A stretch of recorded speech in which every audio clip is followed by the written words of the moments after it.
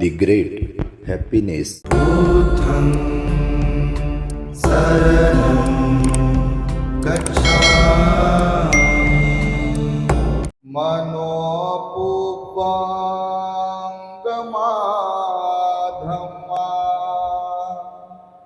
मनोसेट्ठा मनोमया मनसाचे पदुठेना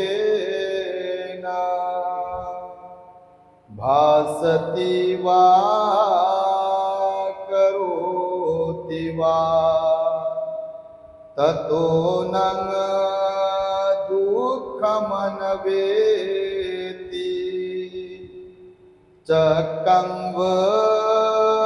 वहतो पदम् मनोपुपङ्गमाधम्मा मनोसेट्ठा मनोमया मनसाचे प्रसन्नेन भासति वा करोति वा ततो नං सुखमनवेति छायाव अनपायिनी। संपूर्ण विश्वाला ज्यांनी सुख शांती मानवता तथा दुःख मुक्तीचा आर्य संदेश दिला असे ते दुःख मुक्तीचे मार्गदाता दुःख मुक्त महामानव महान कारुणिक तथागत भगवान सम्यक संबुद्ध तथागतांनी आपल्या शुद्ध प्रज्ञेतून निर्मिलेला सद्धम्म आणि त्याच सद्धम्माचा गेली 2500 वर्षांपासून सातत्याने अहोरात्र प्रचार आणि प्रसार करणारा पूजनीय भिक्खू संघ या महान आणि सर्वश्रेष्ठ अशा त्रिरत्नांना प्रथमतः त्रिवार अभिवादन करतो, ज्यांच्या महान आणि असीम त्याग प्रभावामुळे आपल्याला जो हा अनमोल असा बुद्ध धम्म लाभला आणि ज्यांच्यामुळे आपल्याला हे एवढे मोठे वैभव प्राप्त झाले असे महान युग प्रवर्तक भारतीय राज्यघटनेचे शिल्पकार परमपूज्य बोधिसत्व डॉक्टर बाबासाहेब आंबेडकर या महामानवाच्या महान अशा धम्मक्रांतीमध्ये संपूर्ण जीवनाला समर्पित करून आज या महान मंगलमय दिनी आपल्या रत्नागिरी जिल्ह्यातील या छोट्याशा कोळीसरे बुद्धवाडीमध्ये बुद्ध विहाराचं उद्घाटन आणि भगवान बुद्धांच्या मूर्तीची प्रतिष्ठापना आणि भगवान बुद्ध बाबासाहेबांच्या जयंतीचा संयुक्त कार्यक्रम बौद्ध जन पंचायत समिती शाखा क्रमांक 15 यांच्या विद्यमाने इथे आयोजित करण्यात आलेला आहे। तेव्हा या कार्यक्रमासाठी मार्गदर्शन करण्यासाठी म्हणून उपस्थित असलेले पूजनीय भिक्खू धम्मबोधीजी थेरो संचालक purity of mind YouTube channel, त्याचबरोबर पूजनीय भिक्खू एन धम्मानंदजी थेरो संचालक सर्च रिसर्च यूट्यूब चॅनल आणि पूजनीय बोधिसत्व डॉक्टर बाबासाहेब आंबेडकरांचे नातू आणि बौद्ध जन पंचायत समितीचे सभापती आदरणीय सन्माननीय आनंदराजजी आंबेडकर साहेब, त्याचबरोबर या सर्व कोळीसरे बौद्धवाडीतील ग्रामस्थ मुंबईकर आणि सर्व श्रद्धावंत उपासक उपासिका ज्यांच्या माध्यमातून आम्ही इथे उपस्थित आहोत असे जगप्रसिद्ध गायक पावा अर्थात संतोष सावंत, सुनील जाधव, मुंबईचे पत्रकार GS पाईकरावजी आणि सर्व श्रद्धावंत उपासक उपासिका बालक तथा बालिकांनो, तद्वतच दी ग्रेट हॅपीनेस या आपल्या यूट्यूब चॅनलचे सर्वच दर्शक, सर्वप्रथम तुम्हा सर्वांच्या प्रती मंगल मैत्री सद्भावना व्यक्त करतो आणि आपणा सर्वांच्या दुःख मुक्ती करिता तथागत भगवान बुद्धांद्वारा उपदेशिलेल्या धम्मोपदेशास प्रारंभ करतो। आपण सर्वांनी शांत एकाग्र आणि श्रद्धायुक्त चित्ताद्वारे या अनमोल बुद्धवाणीला आपल्या हित सुखाकरिता श्रवण करावे, ग्रहण करावे। मध्यंतरी आम्हाला आपल्या कोळीसरेमध्ये निमंत्रित केलं होतं। जगप्रसिद्ध गायक असलेले आपल्या गावचे सुपुत्र पावा यांच्या मातोश्रींचं निधन झालं होतं आणि त्यांच्या कार्यक्रमासाठी आम्ही निमंत्रित होतो, परंतु आम्हाला मेडिटेशन साठी जावं लागलं असल्या कारणाने त्या कार्यक्रमाला आम्ही येऊ शकलो नाही। त्यामुळे प्रथम मी दिलगिरी व्यक्त करतो आणि त्यानंतर सुद्धा या गावामध्ये आम्हाला पावाने निमंत्रित केलाय। आम्ही जेव्हा एंट्री केली तेव्हा आम्हाला अतिव आनंद झाला, कारण या छोट्याशा गावामध्ये कोणी विश्वास नाही करणार, कोणी कल्पना देखील करू शकत नाही, विदेशामध्ये असलेल्या विहारांच्या तोडीचं विहार, सुंदर असं विहार आपल्या कोळीसरेमध्ये आपण निर्माण केलाय। त्यामुळे सर्वप्रथम मी तुम्हा सर्वांचं अभिनंदन करतो। माननीय सन्माननीय आनंदरावजी आंबेडकर साहेबांच्या हस्ते आपल्या बुद्ध विहाराचं ओपनिंग झालंय। भगवान बुद्धांच्या मूर्तीची प्रतिष्ठापना भिक्षू संघाकडून झालेली आहे। निश्चितच आपल्यामध्ये अनेक श्रद्धावंत उपासक उपासिका आहेत, हे आपणास शक्य झालं कारण येताना पण आम्ही पाहिलं प्रकाशजी पवार आहेत, त्यांचे संपूर्ण बहुजन पंचायत समितीची आपल्या गावची ग्रामस्थांचे पदाधिकारी आहेत, त्यांनी खंडाळ्याला आम्हाला थोडं थांबवलं साहेबांना आम्हाला। आम्ही तिथे विहारामध्ये गेलो, दीक्षाभूमी विहार काहीतरी, तिथे गेल्यानंतर आम्ही पाहिलं तिथे लिहिलं होतं 1937 ला तिथे ती जागा उपलब्ध केली आणि तिथे सुद्धा ते बुद्ध विहार निर्माण केलाय। निश्चितच त्या काळापासून आपल्या परिसरामध्ये अत्यंत धार्मिक वातावरण आहे। बुद्ध बाबासाहेबांच्या मार्गावर चालणारी माणसं आपल्यामध्ये आहेत आणि त्यामुळेच आपल्या गावामध्ये हे बुद्ध विहार उभं राहिलंय। आम्ही फोटोमध्ये व्हॉट्सअपवरती पाहिलं होतं हे चित्र, रंगरंगोटीचं वगैरे गोल्डन कलर देत आहे, हा घुमट स्तूप वगैरे वरती बनवलेला आहे आणि इथे आल्यावरही अति आनंद झाला। परंतु भगवान बुद्धांचा जो मार्ग आहे तो मार्ग आपणास अवगत असावा, त्या मार्गावरती आपण चाललो पाहिजे, भगवंताच्या मार्गाचं अनुसरण केलं पाहिजे अशी बाबासाहेबांची मनीषा होती। म्हणून बाबासाहेबांनी 14 ऑक्टोबर 1956 ला आपल्याला बुद्ध धम्माची दीक्षा दिली। 13 ऑक्टोबर 1935 ला नाशिक जिल्ह्यातील येवल्याला बाबासाहेबांनी इथल्या प्रस्थापित व्यवस्थेच्या छळाला कंटाळून अन्याय अत्याचार आणि जो काही जातीभेद वगैरे होत होता त्या काळामध्ये, त्या सगळ्या गोष्टींचा विचार करत असताना बाबासाहेबांनी 13 ऑक्टोबर 1935 ला धर्मांतराची घोषणा केली। तिथे बाबासाहेबांनी सिंह गर्जना केली आणि त्यानंतर तब्बल 20-21 वर्षानंतर नागांच्या नागभूमीमध्ये अर्थात नागपुरामध्ये 14 आणि 15 ऑक्टोबर असा 2 दिवसांचा कार्यक्रम, धम्मदीक्षेचा कार्यक्रम चालला।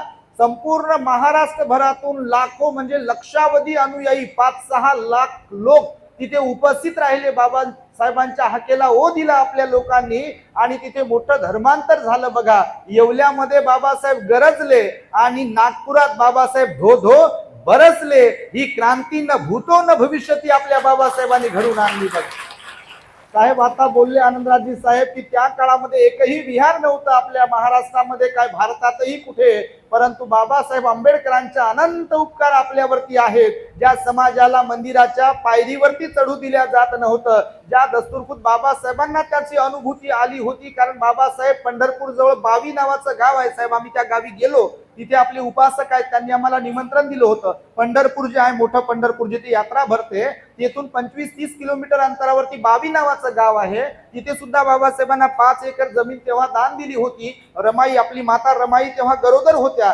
आणि हवा पालट करण्यासाठी म्हणून बाबासाहेबांना तिकडे निमंत्रण दिलं होतं। बाबासाहेब तिकडे थांबले होते आणि तिकडे थांबलेले असताना म्हणजे पंढरपुराच्या जवळ असल्या कारणाने रमाईने बाबासाहेबांकडे आग्रह केला होता की साहेब माझी प्रकृती पण बरी नाही आहे आणि तुम्हाला पण खुनाच्या धमक्या वगैरे येत आहेत, तुमचे विरोधक वाढले आहेत, तुमच्याशी दुश्मनकी लोक करतायत, तुम्हाला भांडतायत वगैरे वगैरे, तर मला एकदा पंढरपुरामध्ये विठ्ठलाचं दर्शन घडून आणलं तर मला फार आनंद होईल। अशा प्रकारची एक याचना विनंती बाबासाहेबांकडे माता रमाईने केली। त्यावर बाबासाहेब म्हणाले, रामू मी तुला सहज त्या पंढरपुराला घेऊन जाऊ शकतो, तिथे जाऊन आपण दर्शनही करू शकतो, परंतु तिथे जातीभेद पाळल्या जातो। संत चोखामेळा जे संत होते त्यांनाही मंदिरामध्ये येऊ दिलं गेलं नाही। मी एवढा उच्च शिक्षित आहे, MA PhD DSc LLD D.Litt barrister at law अशा 32 डिग्र्या घेतलेला माणूस आहे मी, आणि तिथे तुला घेऊन गेल्यानंतर मी जरी सूटबूट कोट्यात असलो किंवा मी जरी साहेब असलो, तिथे गेल्यानंतर जर मला मंदिरात येण्याचा मज्जाव केला आणि माझ्या जातीवरून मला जर अपमानित केलं आणि तेही तुझ्या समोर, तर ते तुला आवडेल काय? त्यावर काय म्हणाली असेल आपली आई?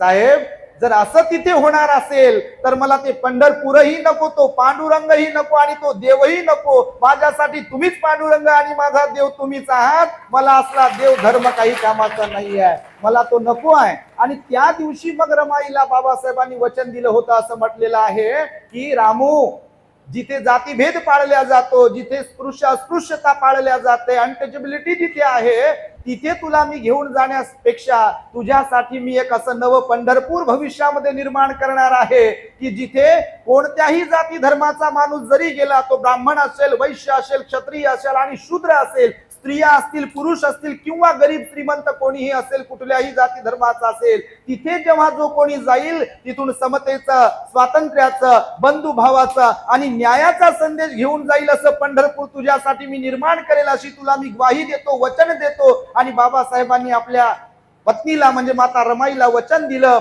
आणि त्यानंतर मग बघा 14 ऑक्टोबर 1956 हा दिवस उजाडला आणि नागपुरात बाबासाहेबांनी धर्मांतर केलं. गुरु चंद्रमणी महास्तवीर यांच्याकडून त्रिसरणासह पंचशील ग्रहण केलं आणि पददलित शोषित पीडितांच्या मुक्ती स्वातंत्र्याचा जाहीरनामा म्हणून बाबासाहेबांनी 22 प्रतिज्ञा दिल्या आणि 22 प्रतिज्ञा देऊन बाबासाहेबांनी भारतीय शोषितांना नवा धर्म दिला. आणि तीच बाबासाहेबांची दीक्षाभूमी म्हणजे पंढरपूर आहे. आज तिथे लक्षावधी लोक जातात बघा. आणि त्यामुळे त्या दीक्षाभूमी पासूनच ह्या विहारांची निर्मिती झाली आहे. भगवान बुद्धाचा धम्म महान आहे. भगवान बुद्धांनी जगाची पुनर्रचना करण्याचा त्या काळामध्ये प्रयत्न केलेला आहे. ब्राह्मण, क्षत्रिय, वैश्य, शूद्र या चारही धर्मांतील लोकांना भगवान बुद्धांनी परिवर्तनाच्या या प्रवाहामध्ये आणलेला आहे. आपणास ठाऊक असेल, राजा बिंबिसार असेल, प्रसेनजित राजा असेल किंवा अजातशत्रू राजा असेल, अंगुलीमाल असेल, पटाचारा, किसा गौतमी, विशाखा असे कितीतरी लोक होते भगवंताच्या काळामध्ये. गर्भ श्रीमंत होते, राजे होते, प्रधानमंत्री होते. सर्वच्या सर्व लोक भगवान बुद्धाला शरण येत राहिले. कोणी भिक्खू बनले तर कोणी उपासक बनत राहिले आणि स्वतःच्या जीवनाचं त्यांनी सोनं करून घेतलं बघा. अंगुलीमाला सारखा डाकू असलेला माणूस ज्याने 999 खून केले आणि 1000वा खून आपल्या आईचा करावा असं जेव्हा त्याच्या मनामध्ये आलं, तेव्हा भगवंताने आपल्या दिव्य दृष्टीने अंगुलीमालाची ती द्विधा मनस्थिती ओळखली आणि भगवान बुद्ध त्याच्याकडे गेले आणि भगवंताने त्याला थोडासा उपदेश केला की हे अहिंसका, हे अंगुलीमाला, तुझ्यातलं साधुत्व म्हणजे चांगुलपणा अजून कायम आहे, तो टिकवण्याचा प्रयत्न कर. तोडणं सोपं आहे, मारणं सोपं आहे, पण जोडणं, कुणाला जीवदान देणं हे फार कठीण आहे. आणि हे ज्याला जमेल तोच व्यक्ती या जगामध्ये जिंकू शकतो असं भगवंताने अंगुलीमालाला उपदेश केलेला आहे. आणि तो अंगुलीमाल भिक्खू बनला. भिक्खू बनून त्याने ध्यान केलं आणि ध्यानामध्ये तो आग्र झाला, मैत्रीमध्ये तो आग्र झाला आणि डाकू असलेला एक व्यक्ती अर्हत बनू शकला, बौद्ध भिक्खू बनू शकला. ही क्रांती भगवान बुद्धांनी 2500 वर्षांपूर्वी केलेली आहे बघा. आणि म्हणून बाबासाहेबांनी 1935 ला जरी धर्मांतराची घोषणा केलेली असली तरी लगेचच धर्मांतर केलेलं नाही आहे बघा. भारतातील सर्वच प्रमुख धर्मग्रंथांचा अभ्यास केला बाबासाहेबांनी, तौलनिक अभ्यास केला. रामायण वाचलं, महाभारत वाचलं, गीता वाचली, कुराण वाचलं, बायबल वाचलं किंवा गुरुग्रंथ साहेब असे कितीतरी प्रमुख धर्मांचे धर्मग्रंथ वाचले आणि त्यामध्ये त्रिपिटकही वाचलं. त्यासाठी बाबासाहेब श्रीलंकेला जाऊन आले, बाबासाहेब ब्रह्मदेशात जाऊन आले, तिकडे सुद्धा त्यांनी बुद्ध धर्माचा अभ्यास केला आणि पूर्ण विचारांती या भारतातीलच नव्हे तर जगातील प्रत्येक मनुष्याचा सर्वांगीण विकास करू शकेल असा कोणता धर्म आहे यावरती जेव्हा बाबासाहेबांनी आपल्या चिंतन केलं तेव्हा बाबासाहेबांना समजलं की एकमेव असा धर्म आहे की जो समता, स्वातंत्र्य, बंधुभाव आणि न्यायनीतीची शिकवण देतो. इथे उच्च नीचता शिकवत नाही, तो मनुष्याला माणुसकी बहाल करतो, प्रदान करतो. आणि तो म्हणजे फक्त आणि फक्त बुद्धाचा धम्म आहे, जो सम्राट अशोकाने स्वीकारला, जो आम्रपालीने स्वीकारला, जो कनिष्क राजाने स्वीकारला. आणि आज Sri Lanka, Thailand, Japan, Laos, Cambodia, Vietnam असे कितीतरी देश आहेत बघा, त्या देशांनी सुद्धा बुद्धाचा धम्म स्वीकारला. हे बाबासाहेबांना जेव्हा आपल्या समजलं तेव्हा बाबासाहेबांनी हेतू पुरस्सर बुद्धाच्याच धम्माचा स्वीकार केला बघा.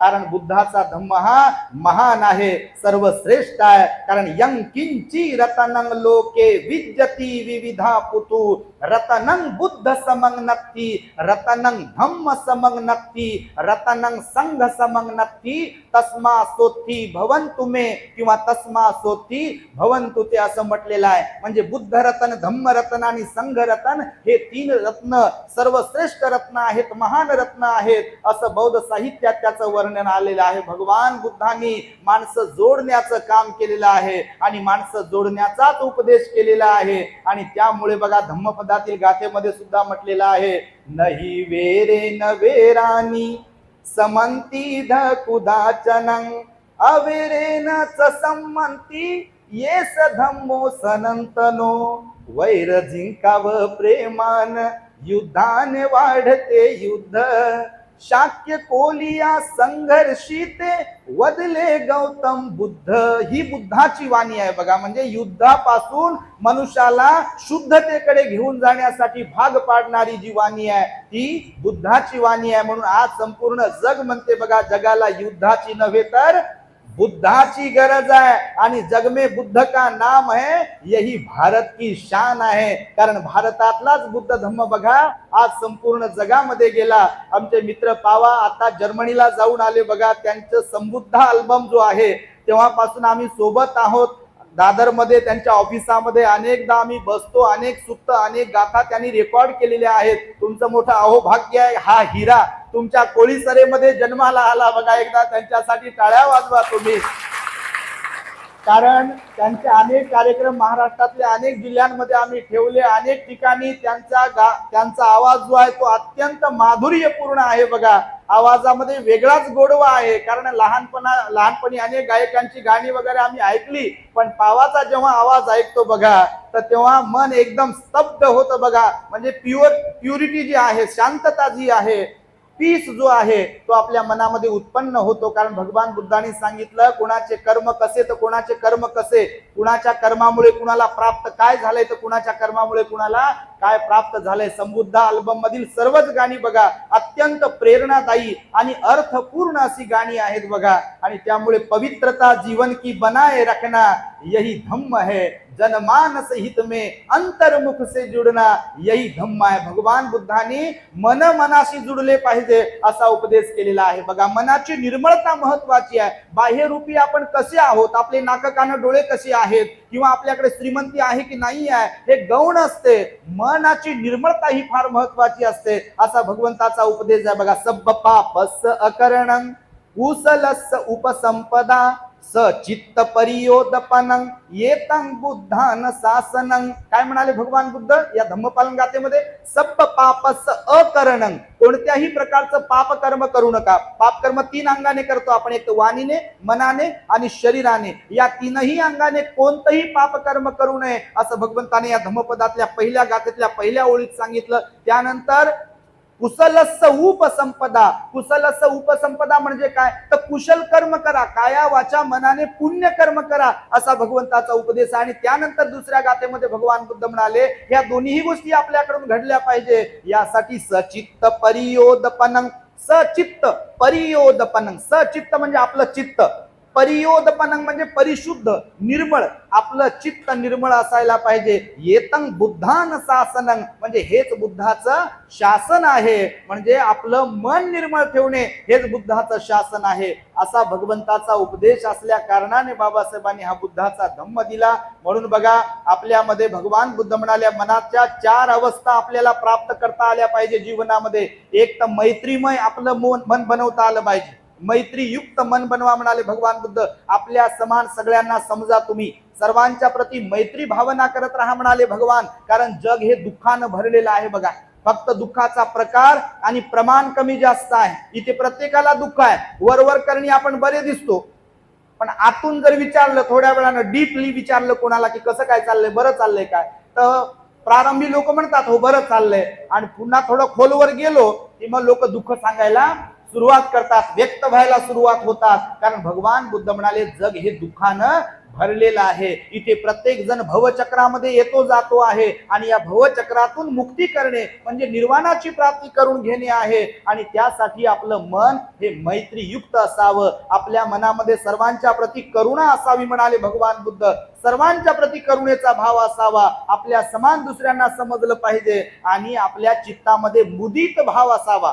मुदित भाव म्हणजे काय तर ही जे आपला डिस्प्ले आहे ना, डिस्प्ले समजतं का, चेहरा असा प्रसन्न असायला पाहिजे बघा. आता सगळ्यांचाच असतो काय प्रसन्न बापा. इकडं जे ठेवलंय साठवून गाठी मारू मारू ते इकडे उमटते बघा.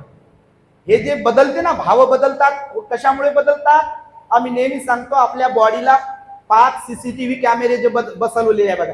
पंचेंद्रिय ज्यांना म्हणतो ना, ते 5 CCTV कॅमेरेज आहेत बघा. ते कॅमेरे जे काही संबंध त्यांचा ज्यांच्याशी येतो, जसं जिभीला गोड लागलं की इकडे भाऊ म्हणतात हा अरे मस्त टेस्टी आहे हो, आणि जर जिभीला चव बरोबर नाही लागली अर बरोबर नाही म्हणतो. कानानं शब्द गोड ऐकायला मिळाले की पण आनंद होते बघा, हे डिस्प्ले बदलते बघा. आणि कानानं बरोबर आपल्याला बोर वाटेल असं ऐकायला मिळालं की डिस्प्ले चेंज होते बघा. हे पंचेंद्रियांचे विषय जे असतात ते या डिस्प्लेवरचा भाव प्रकट करत असतात. म्हणून भगवान बुद्धांनी सांगितलं या पंचेंद्रियांवरती संयम ठेवा, तुम्ही मनाला समतेमध्ये ठेवा, समतोल ठेवा, जेणेकरून तुमचा डिस्प्ले जो आहे तो प्रसन्न राहील. प्रसन्न राहण्याची सुद्धा कलाच असते, तुमच्या माहितीसाठी सांगतो. प्रसन्न राहता आलं पाहिजे. भल्या भल्यांना प्रसन्न राहता येत नाही बघा. पैसा असेल, श्रीमंती असेल, शिक्षण असेल, तंदुरुस्ती असेल, पण प्रसन्न राहता येते का प्रत्येकाला?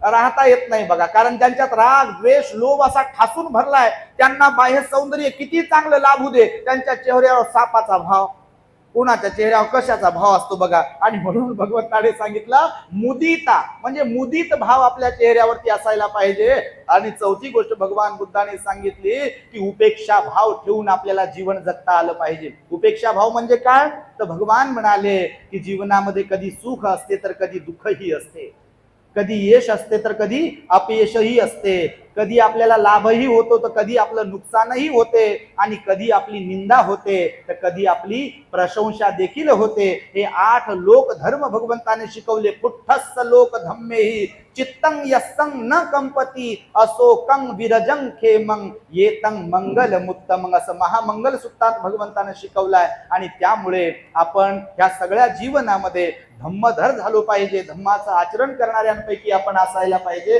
त्यासाठी बुद्धाचा धम्म आपण समजून घ्यावा, बाबासाहेबांचा विचार आपण समजून घ्यावा. आणि यासाठी म्हणून आपल्या बुद्ध विहारात सातत्याने आपण येत राहावं. इथे येऊन खरोखरच आम्हाला अत्यंत आनंद झाला. भावाच्या प्रती विशेष मंगल मैत्री व्यक्त करतो आणि सर्व आपल्या कोळीसरे ग्रामस्थांच्या प्रती, बौद्ध जन पंचायत समितीचे सर्व पदाधिकारी या सगळ्यांच्या प्रती मंगल मैत्री व्यक्त करतो. या ठिकाणी आम्ही यापूर्वी आणि आजही बाबासाहेबांना तर आपण कधी पाहिलं नाही. पाहिलं का आपण बाबासाहेबांना? पाहिलं नाही. पण तुमचंही मोठं अहोभाग्य आहे, आमचंही मोठं पुण्य आहे की आज आमच्या बाजूला आणि तुमच्या पुढ्यात बाबासाहेबांच्या रक्ताचे, बाबासाहेबांचे नातू बसलेले आहेत. याच्यापेक्षा तुमच्या गावाचं अहोभाग्य दुसरं कोणतं असू शकते बघा. कारण बाबासाहेबांना नाही पाहिलं पण त्यांच्या रक्तातल्या त्यांच्या नातवाला आपण पाहत आहोत त्यांच्या रूपाने. ही फार मोठी गोष्ट आहे. तुम्हाला ही ज्यांना समजेल त्यांनाच समजते, बाकी कोणाला समजणार नाही. आम्ही पण बौद्ध भिक्खू बुद्ध पुत्र आहोत बघा. 2500 वर्षांपूर्वी भगवान बुद्धाला तर आपण नाही पाहिलं, पण हे चिवर जे आहे बुद्धाचं प्रतिनिधित्व करते. आणि म्हणून बौद्ध भिक्खू आणि बोधिसत्वाचे नातू तुमच्या गावामध्ये आणले आहे. त्यामुळे आयोजकांच्या प्रती तुम्ही त्यांचं अभिनंदन आणि कौतुक करावं. आणि आम्ही आज इथे जी काही धम्मदेसना दिलेली आहे या धम्मदेसनेला सुद्धा आपण आत्मसात करावं. द ग्रेट हॅपीनेस या युट्यूब चॅनलच्या माध्यमातून आम्ही महाराष्ट्रभर धम्माचा प्रचार आणि प्रसार करतोय. बाबासाहेबांच्या मिशनचं प्रामाणिकपणे काम करतोय. आपणही सर्वांनी आपली बुद्धिमत्ता, आपला वेळ आणि आपला पैसा बाबासाहेबांच्या मिशनसाठी प्रामाणिक राहून खर्च करू शकलो पाहिजे. फक्त बाबासाहेबांचा जय जयकार करणे आणि बाबासाहेबांच्या जयंतीला नाचणे एवढंच फक्त अभिप्रेत नाहीये, तर प्रत्यक्ष काम करावं यासाठी तुमच्याकडून अपेक्षा व्यक्त करतो. माझ्या शब्दांना पूर्ण विराम देतो. औरंगाबाद शहरामध्ये सिडको कडून आपण प्लॉट विकत घेतला आणि त्या विकत घेतलेल्या प्लॉटवरती 4 माळ्याचं द ग्रेट हॅपीनेस टॉवर आपण समाजाच्या स्वेच्छादानातून उभं करीत आहोत, त्याची उभारणी करणार आहोत. कुणाला त्यासाठी वर्गणी वगैरे किंवा वैयक्तिक कोणाकडे जाऊन आपण काही मागणार नाही आहोत. कोणी बिलकुल ज्याला इच्छा होईल आपण विटा दान दिल्या पाहिजे. ज्या किती परिस्थितीनुसार ते विटा दान देतील, ज्यांना सिमेंट दान द्यायची ते सिमेंट दान देतील, ज्यांना रेती दान द्यायची रेती दान देतील, ज्यांना लोखंड दान द्यायचं लोखंड दान देतील, किंवा बिल्डिंग साठी, इमारतीसाठी जे जे म्हणून लागेल ते स्वेच्छेनं जे दान देतील त्यांचं दान स्वीकारल्या जाईल. मग ते मजुरीसाठी आर्थिक दान असेल किंवा जे कुठलं दान असेल, पूर्ण इमारत होईपर्यंतचं, तर समाजाच्या स्वेच्छा दानातून इमारत उभी राहील. भिक्षू संघाला ती अर्पण केल्या जाईल, तिचं लोकार्पण होईल. समाजाने जर साथ दिली आणि समाज फार चांगला आहे हे आम्ही अनुभवत आहोत. कोणाला मागायची गरज नाही आहे वैयक्तिकरित्या, कोणाला जाऊ कोणाकडे वर्गणी वगैरे मागायची. लोक फार चांगले आहेत. लोकांमध्ये आता परिवर्तन होत आहे. आम्ही पाहतोय गावोगावी खेडोपाड्यात शहरात तिकडं जातोय, प्रचंड गर्दी करतायत लोक. जे इच्छुक दानदाते आहेत ते आपल्या परिवाराकडून, आई वडिलांच्या स्मृतीप्रित्यर्थ असेल किंवा घरातलं कोणी गेलंय त्यांच्या स्मृतीप्रित्यर्थ असेल, हे जे काही मटेरियल लागणार आहे, आपल्याला सामान साहित्य लागणार आहे बांधकामासाठीचं, ते तुम्ही दान देऊ शकता. आमचे कपिल सातदिव साहेब आहेत, त्यांचा स्क्रीनवर नंबर येतो, तर त्यांच्याशी संपर्क साधावा. आपला जो 9890437445 हा फोन पे गुगल पेचा नंबर आहे. त्याचबरोबर चॅनलवरती आपल्या अकाउंट नंबर आहे आपल्या संस्थेचा, त्या अकाउंट नंबरवरती सुद्धा आपण दान पाठवू शकता. किंवा कधी कधी नंबरवरती मला वाटतं काही लिमिट वगैरे दाखवते, काही उपासक सांगतात तसं, तर ते लिमिट दाखवत असेल तर स्कॅनर जे आहेत आपले, त्या स्कॅनरवर स्कॅन करू शकता. किंवा संस्थेचं जे अकाउंट आहे त्या अकाउंटवर सुद्धा तुम्ही दान देऊ शकता. इच्छुक श्रद्धावंतांच्यासाठी लोक विचारतात म्हणून आता बोलण्याच्या ओघामध्ये मी हे सांगत आहे. सांगण्याचा हेतू एवढाच आहे, तन्मन धनाने बांधकामासाठी डॉक्टर बाबासाहेब आंबेडकरांना अभिप्रेत असलेला आदर्श बौद्ध समाज निर्माण करण्याच्या उपक्रमांतर्गत सुरू असलेल्या या कामासाठी आपण सहकार्य कराल, ही एक धम्म भावना ठेवून माझ्या शब्दांना पूर्ण विराम देत आहे.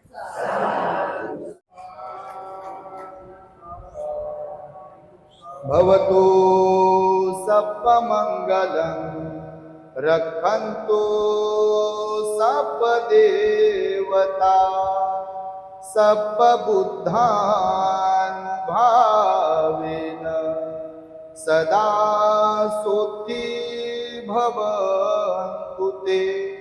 भवतु सप्पमंगलं रक्षन्तु सप्पदेवता सप्पधम्मानुभावेन सदा सोत्ती भवन्तु ते. भवतु सप्पमंगलं रक्षन्तु सप्पदेवता सप्पसङ्घानुभावेन सदा सोत्ती भवन्तु ते. साधु साधु साधु. बुद्धं नमामि, धम्मं नमामि, संघं नमामि. जय भीम. The great happiness. बुद्धं शरणं गच्छामि.